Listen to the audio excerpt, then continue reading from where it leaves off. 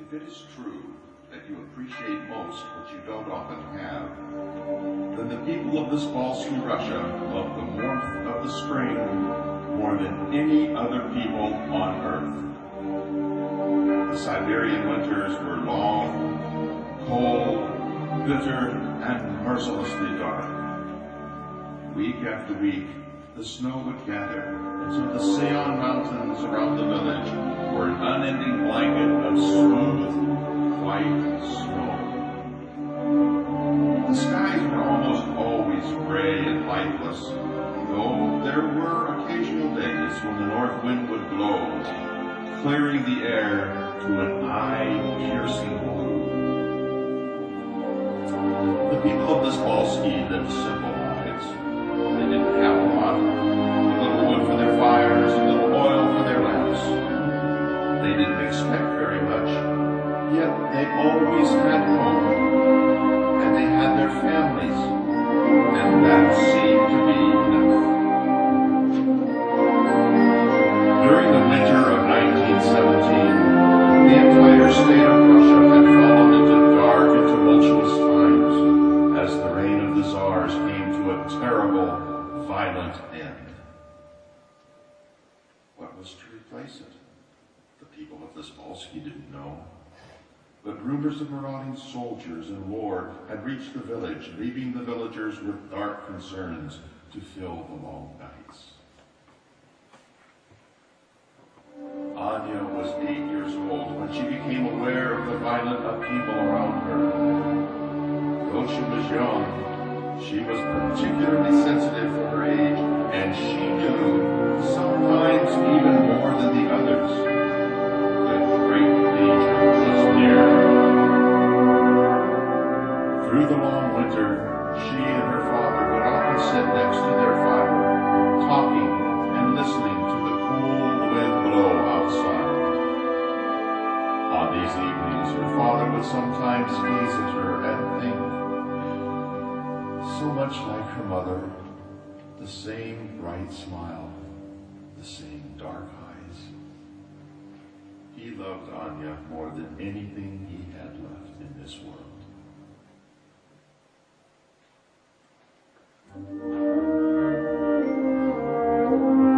Though Miss Balsky was but a small village, there was one thing it was famous for. You see, the village artisans created the finest Christmas bells in the world, the red brass producing the clearest sound one could hear. Because of this Balsky had a Christmas tradition that went back many generations. Each year, the newest baby boy from the village was selected to represent the Christ child.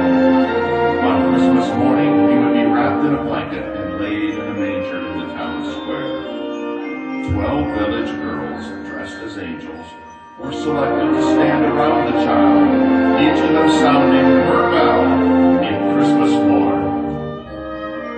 The year she turned 8, Anya was selected to be one of the angels standing beside the Christ child. Out of all of the children in the village, she was one of the few. As Christmas approached, she lay awake, the blankets pulled completely over the top of her head, dreaming of the morning when she would ring her own bell. For weeks, her father labored feverishly, knowing the final product had to be his very best work. Finally, just 3 days before Christmas, he brought Anya's bell home.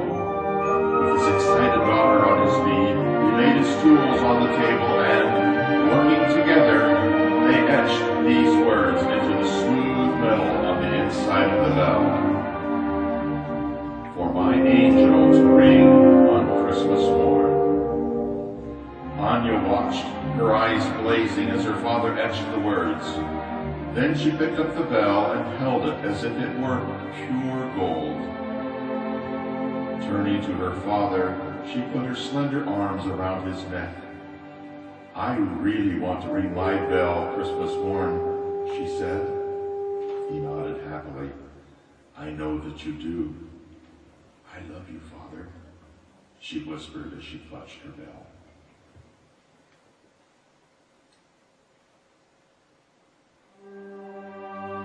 That night they came.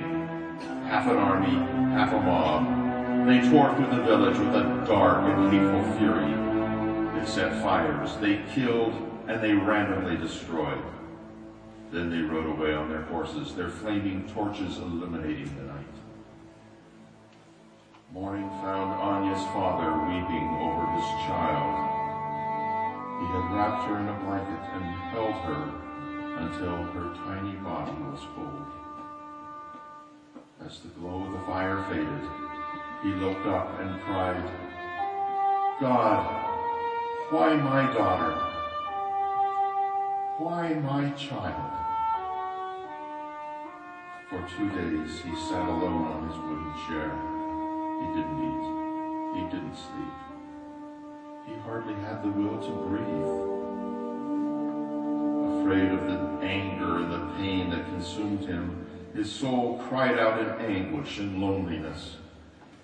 Enveloped by such darkness and without any strength, he did the only thing he could. Moving beneath his pain toward the small light still buried within him, he whispered, "Thank you, God, for letting me be Anya's father for 8 years. Thank you for the afternoon she helped me etch the words on her bell." For a moment, his simple acceptance seemed to soften his grief.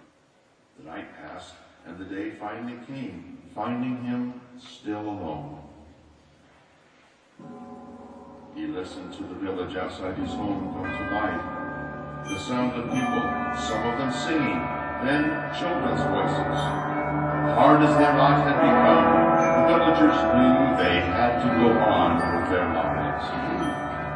He forced himself to his feet and turned towards his cottage door.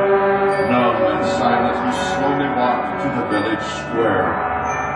Gathering with the others, he knelt at the manger of the Christ child, then lifted his eyes to the angels, each of them holding a bell. And as the girls began to ring, he listened and knew that the message of Christmas was real.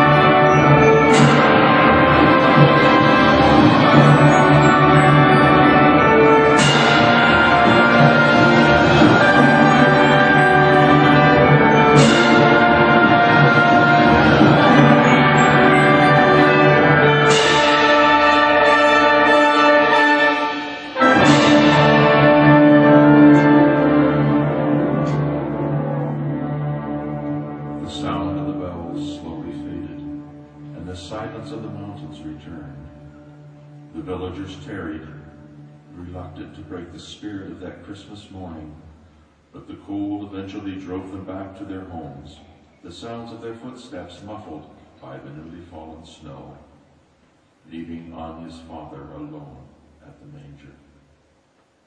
At last, he turned and started walking away from the square when, lifting his eyes to the morning light, he suddenly stopped. He didn't see her, but he knew. Somehow, he knew that Anya was near.